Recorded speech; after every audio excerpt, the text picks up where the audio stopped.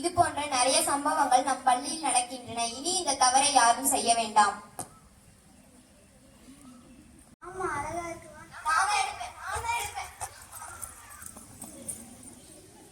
ஐயோ விழுந்துட்டியா?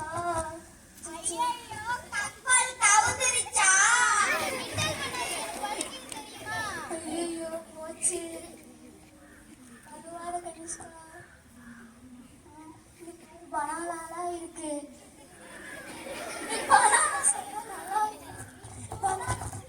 பொருளுக்காக ஆசைப்பட்டு விளையாண்டால் அது நமக்கே விளைவாக வந்து சேர்.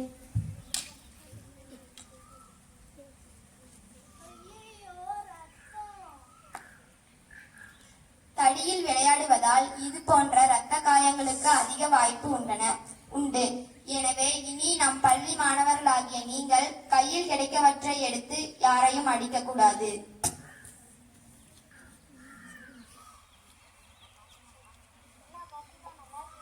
என் பேர் ஒன்றும் பாட்டிமா கிடையாது, என் பேர் ஃபாத்திமா. சரி உட்கார, ஆட்டத்தை விளையாடுவோம்.